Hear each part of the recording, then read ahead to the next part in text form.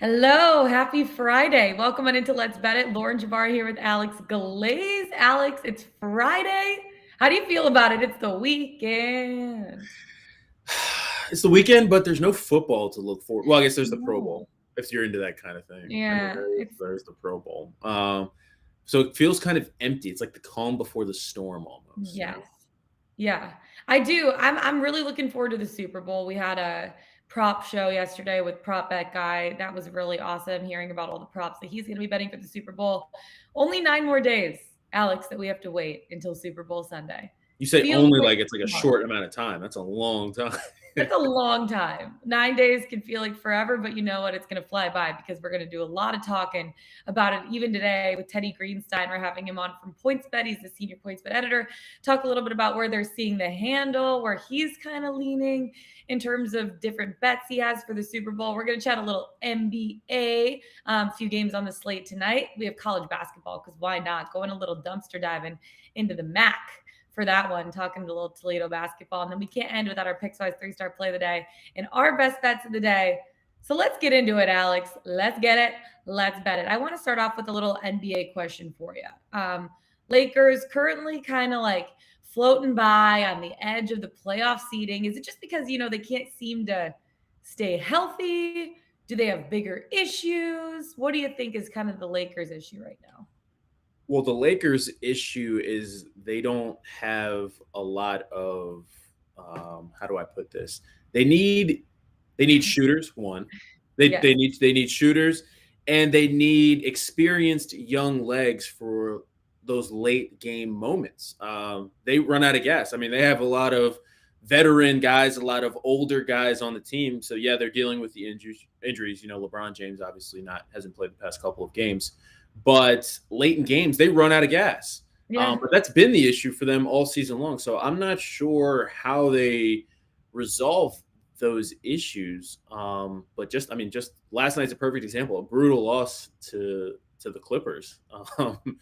So I'm not sure what's going to happen with the Lakers. I'd be surprised if they missed the playoffs. So that would be a big, big surprise for me. So you bet on them, yes, to make the playoffs for sure. I think they're still going to figure it out. I mean, they still have LeBron James, who he can turn it up at any moment when he needs to. He's not going to miss the playoffs if he has Yeah. anything to say about it. And Anthony Davis, I guess if there is a sign of hope for Lakers fans, Anthony Davis looks like he's back. And playing at the level that Anthony Davis should be playing at. So once LeBron does come back, I'm expecting the Lakers to kind of kick it up a notch or two. Speaking of some of the games tonight, you got a little ploppy prop in the Cleveland Charlotte game. The Cavs ranked 5th in the Eastern Conference right now. Hornets 4 games above 500, good for 7th in the East. How are you looking at this game? Yeah, so a little disappointing actually because Darius Garland going to be out for this game with a back injury. I was really looking forward to that matchup with LaMelo Ball, but with Garland being out, that does open the door for me. I'm putting a little, it's like a same game parlay ish thing together. Ish. Ish. It's one of those double results things that's available on FanDuel. LaMelo Ball, 20 plus points, and Charlotte to win. So they're 4.5-point favorites right now. I don't need them to cover. I just need them to win. And I'm looking at this from two ways. One, I think the Hornets can win this game without Garland, who's pretty much, if you've watched the Cavs this year, the Cavs offense pretty much goes how Darius Garland goes. I mean, there's a reason he's an all-star because he's been carrying that team offensively. But LaMelo playing some of his best basketball of his career right now, coming off that 38-point game against Boston. He's averaging 27 points over the Hornets' last 5 games. And I think that this is one of those spots where, I mean, is he a snub? I think he's an all-star snub. I mean, he should have been an all-star. I think, yeah, I can actually agree with you on that one. He's been playing think he really should have been an well. all-star. So maybe I'm looking at this from like an all-star snub angle too. Yeah. But then, I mean, realistically, you look at the past or the 2 games that the Hornets have played against the Cavs this year. He's averaging 23.5 points in those games, 30 points in the last time they played, 17 in the first meeting. And the Hornets have just been a great against the spread team, and they've also been great at home. So I'm just looking at this. Just need the Hornets to win. Melo to get 20 points. He can get 20 points. That's all he needs. The Hornets to win, Melo to get 20. The Melo 20 is, I mean, that's basically a given for most games. Like he's been playing so well. I He's a top scorer. Like he The puts other up. thing too, when I look at Garland being out, who are they going to have step in to guard him? It's going to be Brandon Goodwin, right? And Yes. we know him well in Atlanta. Brandon, great guard, but he's shorter. So I think he's going to have trouble guarding LaMelo and all of the things that LaMelo can do tonight.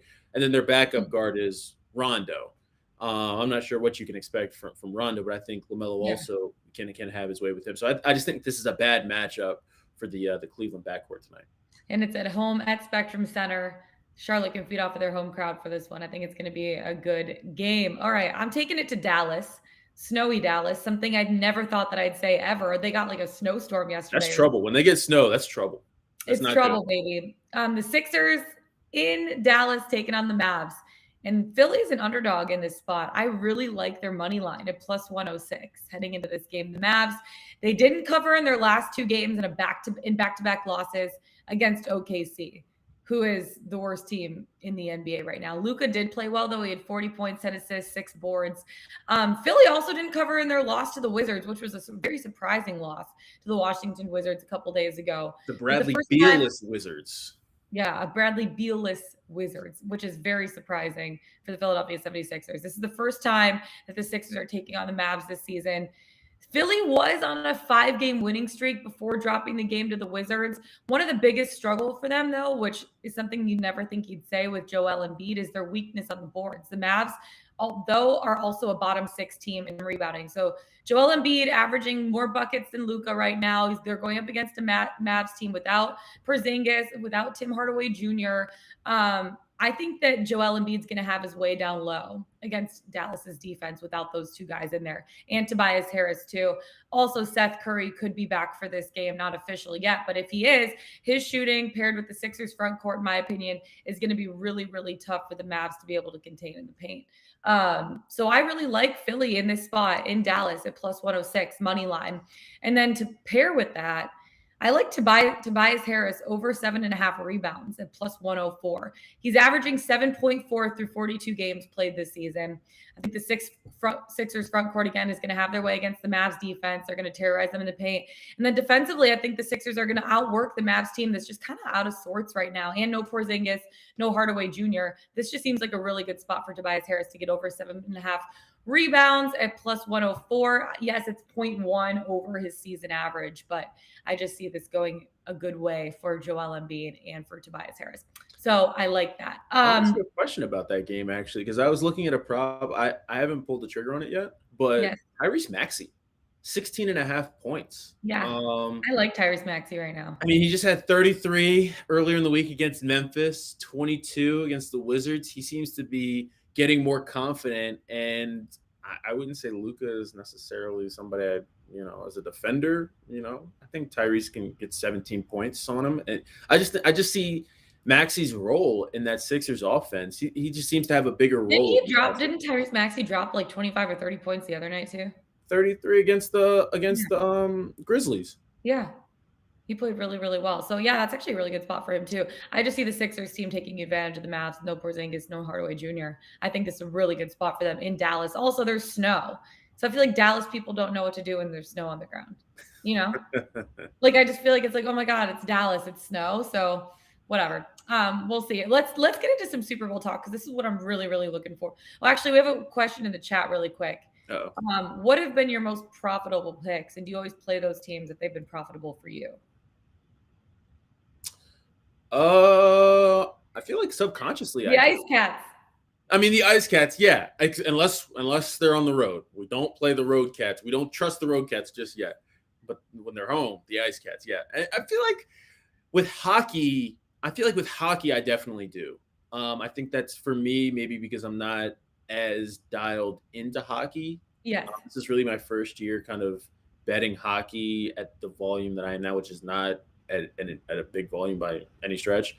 But I feel like I hit the same notes. I go with the Panthers, the Avs.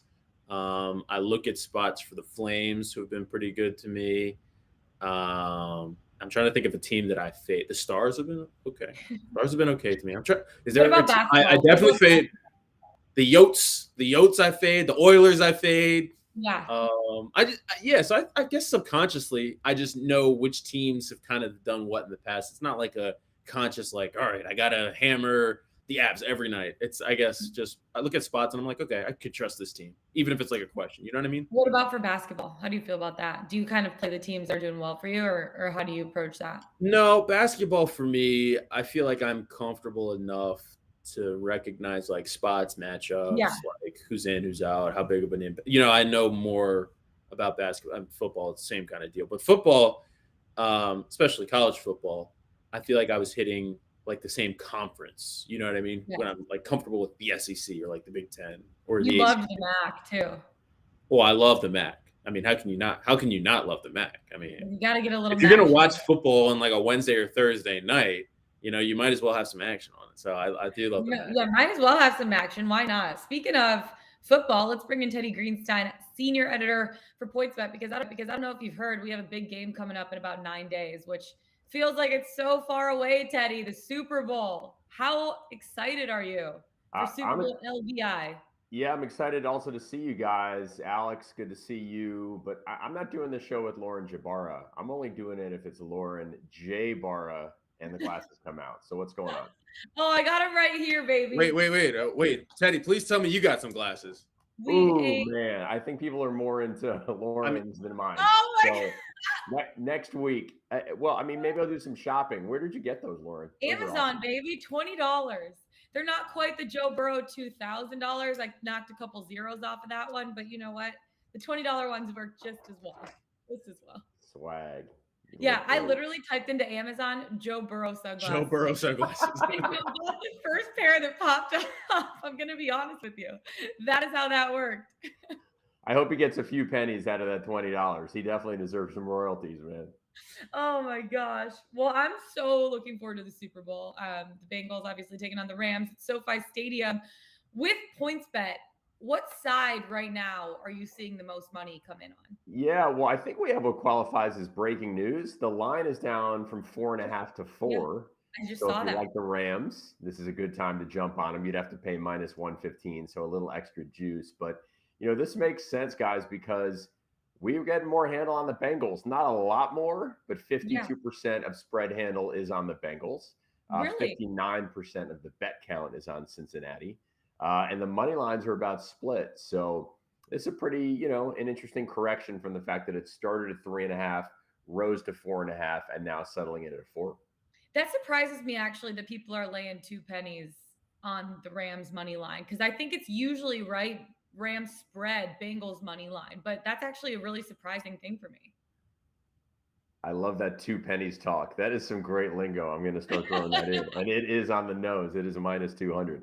Yeah, That is I feel you. I'm not a better who plays money line favorites. But we got that guy Marco who's been doing it, and he's been doing it quite successfully. I feel like if you're going to play the Rams as the favorite, why not just play the Bengals with the spread? But mhm. actually, here's what I would do. If I'm going to play the Bengals on the money line, I would probably just take Joe Burrow MVP, right? Yes, Because then you have you're to. instead of plus 165 for the Bengals, you're getting, plus 190, plus 210, something in that name. Yeah. Do you feel like the Bengals? I guess you're seeing some buyback now, but I mean they've been underdogs this whole way. Are you starting to see that maybe they're being underestimated again in this spot? Yeah, I mean, you could certainly make that case.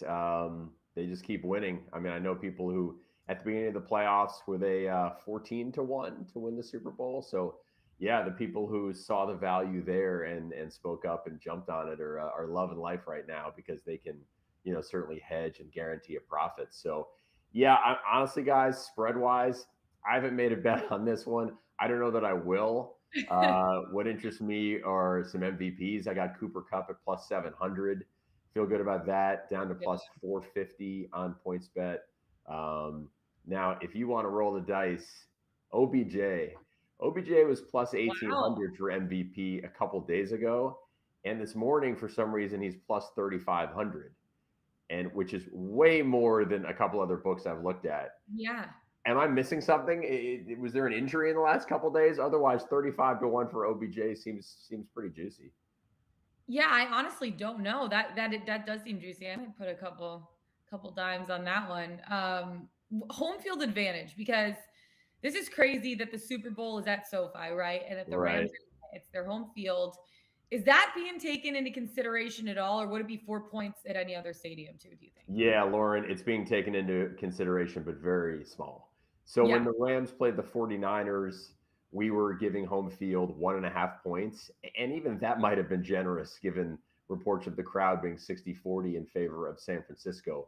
For this game, it's worth only 0.5 point to 1 point.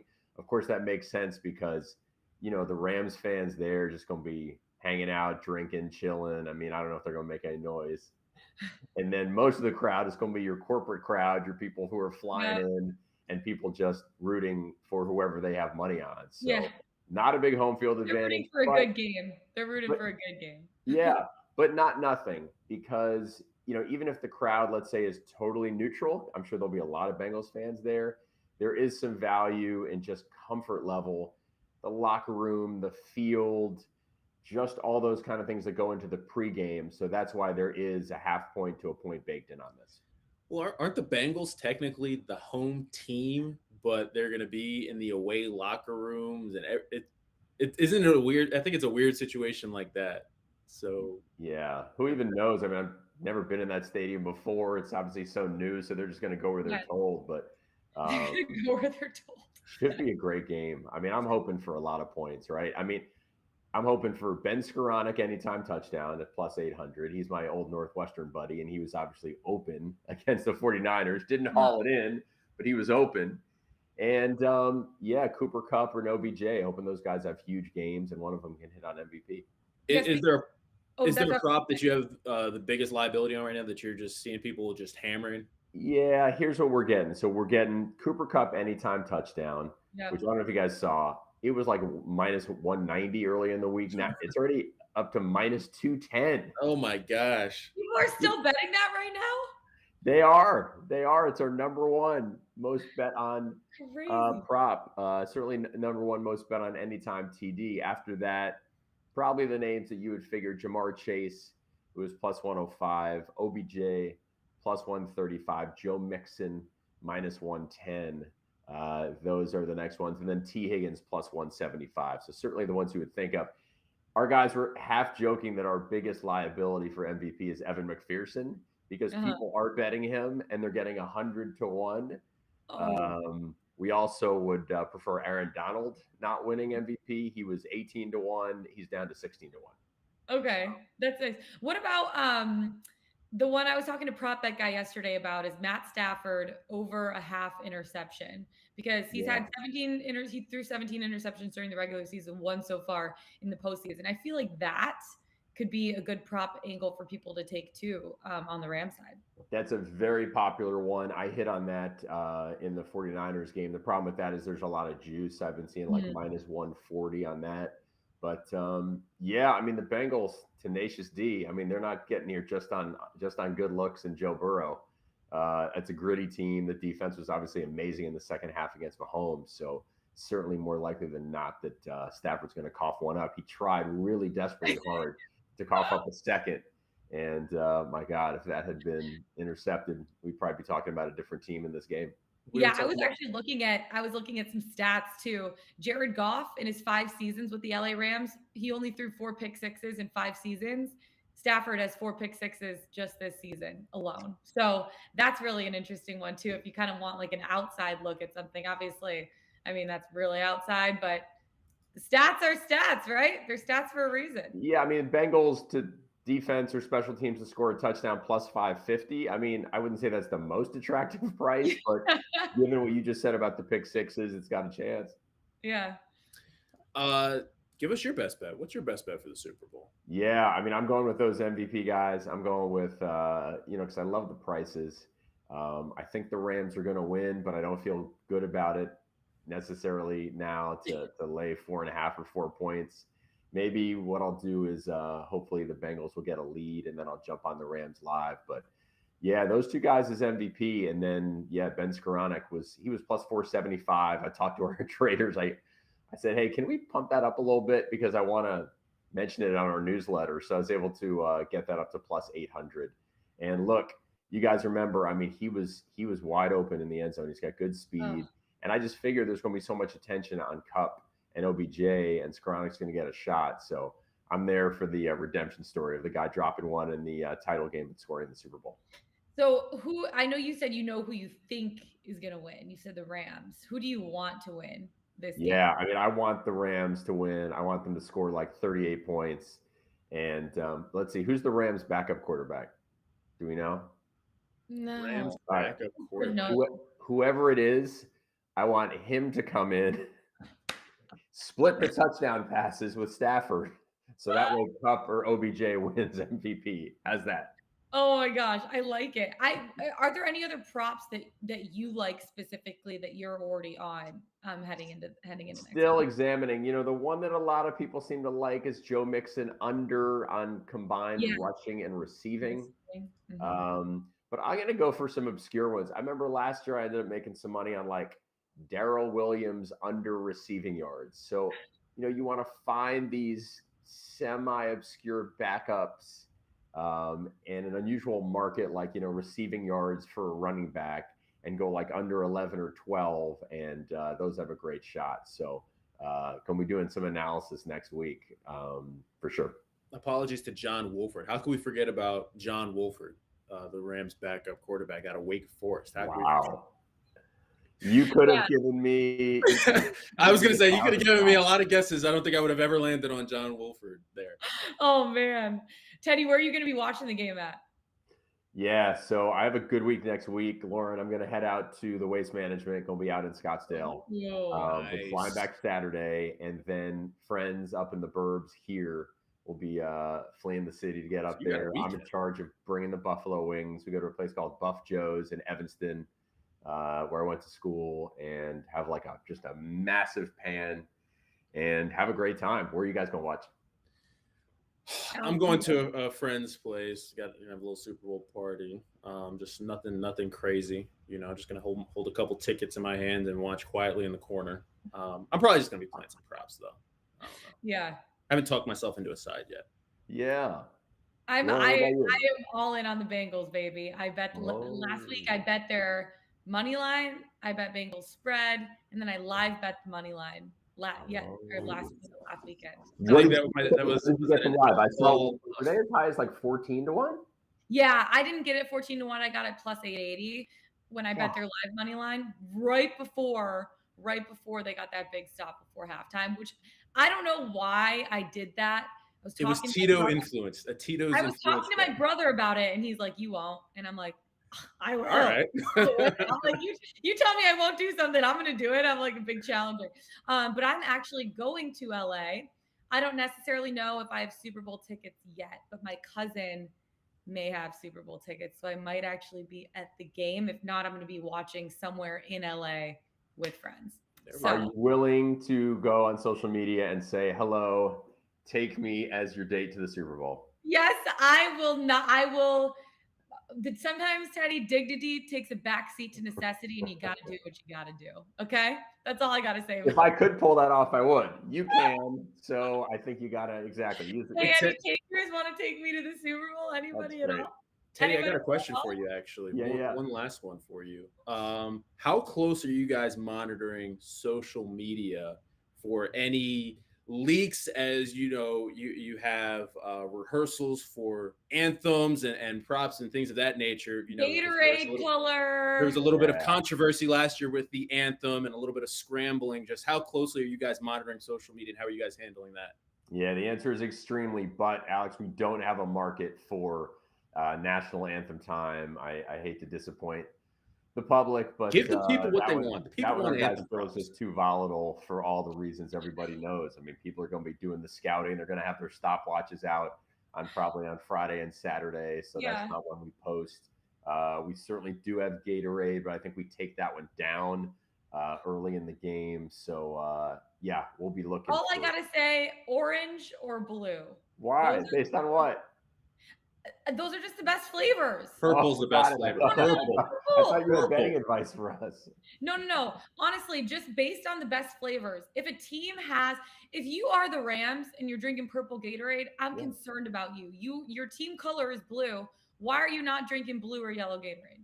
I mean, Here's what you need to do. You need to go back The and watch Bengals, some why are you film. not drinking orange Gatorade? Do you know what I'm saying? yeah, I do. You got to, as somebody who coordinates your outfits well, and I respect that. I respect that. That's why you feel. I mean, it's an interesting question too. I've never read about this. How is it decided? Like, is it just like Is it one just equipment guy, or is it the Yeah. coach, or do the players get Go together? back, or does watch the Gatorade games, look for some sideline shots, and you'll get maybe pause, see if you can check out the color, and then you got to game by game. It's very detailed. You got a real film analysis here. All I know is we also are not going to offer a market on an idiot streaker to jump on the field. Do you guys remember that last year? Somebody did it, and then there are all these like memes or reports on like social media that some guy made like 40 or 50 grand, and people believed it. It's like, you guys are idiots. We're not taking thousands of dollars on the streaker bet. Did sportsbooks actually have that last year? Was that a thing? I don't think so. There was like, people believed it though. It was like, hey, my friend just made me 80 grand by jumping on the field, and everybody was believing it at first. And it's like, no. Like, yeah, I think we're good on Give that. us some credit. Well, Teddy, we appreciate you going on. Highly recommend you go on Amazon.com and type in Joe Burrow sunglasses and get yourself a pair of these sexy specs. Okay. That's my move. Highly recommend. I'll do it. I'll wear them in Arizona. Great seeing you guys. You too, Teddy. Teddy Greenstein, senior editor for PointsBet. Thanks so much. We'll talk to you next week. You love to see it. College basketball. Let's get back. I'm going to take these off because it just doesn't feel right not talking about the Bengals with these. You know what I mean? Like, those are only for Bengals talk. Only for Bengals talk. Only for Bengals talk. Let's talk a little college basketball because I know we're on the same side tonight. We're only capping one game, but it is Toledo taking on Ball State. I'll let you go first for your bet, and then I'll go into mine. All right. So, yeah, we're going to the MAC. Doing a little dumpster diving here. Toledo, Ball State. I know you're looking at the side. I'm looking at the total for this game. And you might look at it and say 155.5 under, right? That's a big number. I am going with the over in this game for a couple reasons here. Toledo, the over has hit 4 of their last 5 games. They're averaging around 80 points per game this season, one of the better scoring teams, one of the better offensive teams in the country. And these two teams met a couple of weeks ago, and they combined for 153 points. But in that game, Ball State's only hit 8 of their 28 3-point attempts. These are two great 3-point shooting teams in the MAC. I believe I think Toledo's the top ranked 3-point shooting team, and Ball State, I believe, is 4th in the MAC. So these two teams love to shoot the 3. So 8 of 28, obviously not great. Ball State going to be home, much more comfortable shooting at home this season. And since that loss, Ball State has won 3 of their last 4 games, averaging 79.3 points per game. So they are picking it up offensively. I'm expecting a better shooting night from Ball State tonight, and I'm expecting Toledo to keep on rolling. So over 155.5 is my play for that. I'll give my cap in a second because it actually is my best bet of the day. So before we get into that, let's take a look at the Pickswise 3-star play of the day for the Pickswise.com website. Yeah, I'm looking at the website right now, and our guy, let's go with Philip. Philip Tomic. Under 231.5 for the Bulls-Pacers game from Philip Tomic. So head over to the Pickswise website and read his reasoning. But yeah, that's one of the many 3-star plays that are available on the website. One of the many. Yeah. So I'm actually capping the same game as you, but I like Toledo. I'm laying the points in this one, -7.5. So this is my best bet of the day. I feel really good about it. Toledo first in the MAC. They're 10-1 in conference play. Ball State ended a 3-game winning streak with a blowout loss at Ohio. The Rockets, though, have won 9 in a row since they were upset at Kent State on New Year's Day. The streak of runs for Ball State, like they've had just good streaks and bad streaks this season. They had a 3-game losing streak against Akron, Buffalo, Toledo, then a 3-game winning streak against Miami of Ohio, NIU, Western Michigan. This is the first game between, like, in the first game between the two of them, Ball State did a really, really good job rebounding to keep themselves in it. They out-rebounded Toledo 49-37 on the glass. The Cardinals only shot the ball, though, 37% for that game, 29% from three, like you were saying. They contained Toledo, though, to 38 first-half points. And the Rockets came out in the second half. They went on a 17-0 run. They went on another 14-2 run to put the game away. I think Toledo's going to clean some of the things up, especially on the glass. For the season, they're averaging 40 rebounds a game. The Cardinals haven't been the best shooting team. I expect them to stay kind of around that 40% mark tonight. Toledo is definitely the superior team in this spot. They're playing Ohio this coming Tuesday, which some people could say, oh, tonight's game is kind of like a letdown spot for them. I don't see this as a trap game. I really don't. I like Toledo to come out fast, roll in this game, and then go into Tuesday's game against Ohio, which that game is going to decide the regular season title in the MAC and conference tourney number one seed. I think that they're going to play well in this game and use that momentum next Tuesday against Ohio. So I like Toledo laying the points in this spot, -7.5 against Ball State. How do you feel about the fact Toledo practiced in Muncie, I believe, yesterday? They traveled early because of weather, so they've been in the gym. Yeah, so they feel a little bit more comfortable. Yeah. They've gotten some good sleep. The travel might, because I mean, sometimes travel's tough. It takes away your legs. Like, it's nice that they've been there for a couple of days now, so they have the ability to like rest, relax, settle in, get a good night's sleep, feel like they've had a practice there. I like Toledo laying the points here. I really do. What's your best bet of the day? I'm going back to that LaMelo Ball Hornets pick I gave out earlier. I just think this is a great spot for LaMelo. All I need is 20 points. He's averaging 27 points over his past 5 games, averaging 23.5 against the Cavs this season. And the Hornets, I think this is a great spot for them to get it done with a team that's going to be without Darius Garland, who pretty much, I mean, the Cavs offense goes how Darius Garland goes. Without him playing, big loss for the Cavs. So I just think the Hornets to win. Don't need them to cover. Combine those, plus 142. So lock it in, baby. Lock it in.